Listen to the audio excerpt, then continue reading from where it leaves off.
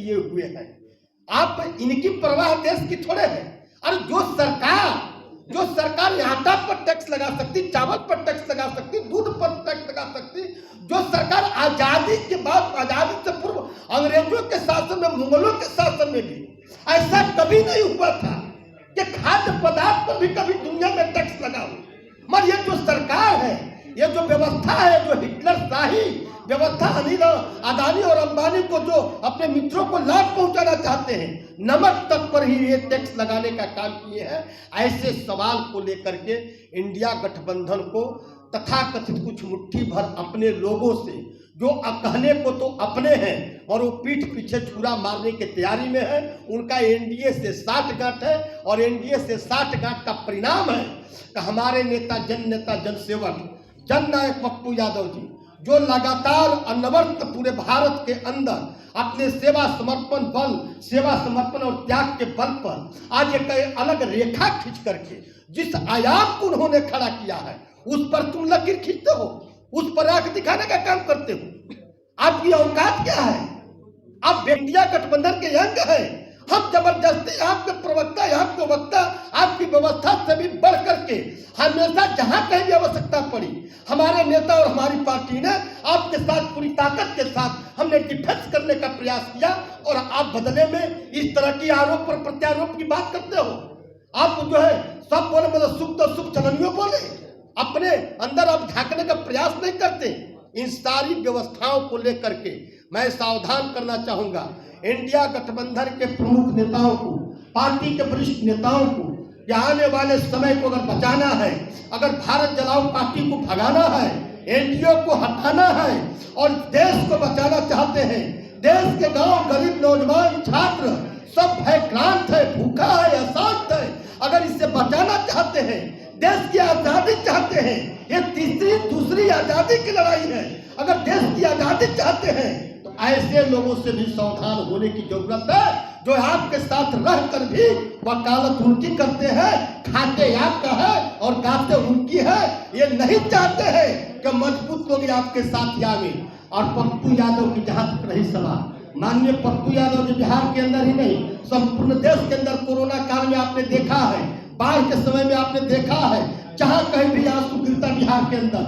उस आंसू को गिरने से पहले जिस व्यक्ति का हाथ उठा के सामने जाता हो, उस व्यक्ति को ऊपर तुम उंगली उठाने का काम करते हो। और इस तरह की बातें आती है कि पप्पू यादव के क्या चेहरा है, अपने आप जो है अपने आप में झांकने का काम नहीं करते। इन सारे सवाल को लेकर के आज हम लोग बैठे हुए हैं और निश्चित तौर पर मर्माहत है जन अधिकार पार्टी और जन अधिकार पार्टी के एक सिपाही और संपूर्ण बिहार, जन अधिकार पार्टी नहीं, संपूर्ण बिहार का शोषित वर्ग, जिनके आंख में आंसू है, दर्द है, पीड़ा है, जो पप्पू को अपना बेटा, अपना भाई और अपना नेता मानते हैं, उनको भी दर्द है कि ऐसा नहीं होना चाहिए। इस भावना के साथ मैं चाहूंगा कि आने वाले कुछ तथाकथित नेता विस्तार से कुछ लोगों ने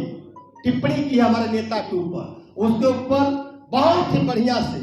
और प्रेमचंद बाबू हमारे राष्ट्रीय प्रवक्ता हैं और ये जो राष्ट्रीय महासचिव भी हैं और ये जानते हैं उनके बारे में, और अंदर के कलई को हम नहीं खोले, हमको नहीं उतना ज्ञान है, मगर ये जरूर खोल करके रख देंगे। और दूध का दूध और पानी का पानी। प्रेमचंद जी बताइए जरा, इन्होंने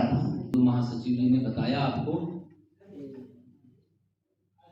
लेकिन पत्रकार विमल यादव जी की हत्या क्या यह हम बिहार वासियों को, तमाम वर्तमान सत्ता और पूर्व के सत्ता में रहे विपक्ष को, क्या ये नहीं लगता कि अब वक्त आ चुका है कि पत्रकार जिस तरह से असुरक्षित हैं, बिहार को अशांत किया जा रहा है। ये कौन शक्ति है जो खुलेआम चैलेंज पत्रकार को देती है और उसकी हत्या कर देती है?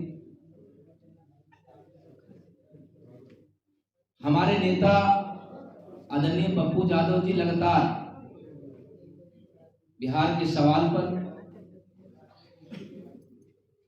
हत्या और जुर्म, माफियाओं और कुछ चंद पुलिसकर्मी और ऑफिसर कि मिली भगत से बिहार जो जिस तरह से अशांत हो रहा है उस पर सवाल उठाते रहे हैं। आज हमारी पार्टी विमल जादव को स्वतः संज्ञान और उस मरमाहत पीड़ित परिवार को प्रथम मुआवजा और एक सरकारी नौकरी देने की मांग कर रही है। साथ ही जब नेताओं और माफियाओं को लाइसेंस हो सकता है तो मैं मांग करता हूं, हमारी पार्टी मांग करती है, आज की प्रेस वार्ता में मेरा सीधा कहना और मानना और मांग होता है कि सरकार पत्रकारों को भी अब हथियार का लाइसेंस बिना किसी इधर उधर कागजी कार्रवाई को सुनिश्चित करते हुए जो भी पत्रकार अपने आप को असुरक्षित महसूस करते हैं उन्हें दिया जाए, या जो कवरेज के लिए दुर्गम से दुर्गम रास्ते और दुर्गम इलाकों में माफियाओं के खिलाफ जो आवाज उठाते हैं पत्रकार, चाहे वो नेशनल चैनल के हों, चाहे अखबार के हों, या प्रिंट मीडिया या डिजिटल मीडिया के या यूट्यूब मीडिया के साथी हों, जिनकी डिमांडिंग हो उन्हें हथियार लाइसेंस कराया जाए। और एक सबसे बड़ी घटना, जनप्रतिनिधि जो पंचायत स्तर के जनप्रतिनिधि हैं उनकी निर्मम हत्या लगातार 10 दर्जन से ऊपर हो चुकी है, चाहे वो पूर्व सरपंच रहे हो या वर्तमान सरपंच रहे हो या मुखिया रहे हो। यदि वो डिमांड करते हैं तो सरकार को सबसे प्रथम देनी चाहिए। जब नेताओं को देने में कलेक्टर साहब जब ट्रांसफर होने के 3 दिन 4 दिन पहले फाइल मंगाते हैं, दे देते हैं, माफियाओं को दे देते हैं, तो इन पत्रकार बंधु को और छोटे प्रतिनिधि जो पंचायत प्रतिनिधि है या व्यवसायी वर्ग जो हमारा आज सबसे ज्यादा आक्रांत है माफियाओं से, आज की प्रेस वार्ता में हमारा यह दूसरा मांग। अब मुख्य बातें जो हमारी विधायक जी ने कहा एनडीए और इंडिया गठबंधन की, और उसमें कुछ खुदरिया नेता लोग इंडिया गठबंधन को जो बदनाम कर रहे हैं बिहार स्तर पर, और उसमें भी हमारे सबसे देश के बड़ी और सबसे पुरानी पार्टी कांग्रेस के बिहार इकाई का अध्यक्ष है। यदि इसमें सम्मिलित पाया जाता हो, इससे खतरनाक इंडिया गठबंधन के लिए कुछ नहीं हो सकता। बिहार कांग्रेस के अध्यक्ष जी को हमें नहीं पता कि किस बात से उनको तिलमिलाहट बढ़ गई है कि अचानक अपने कनीय नेताओं से, जूनियर नेताओं से 15 दिन पुरानी एक उद्घाटन में जाते हैं पूर्णिया, जहां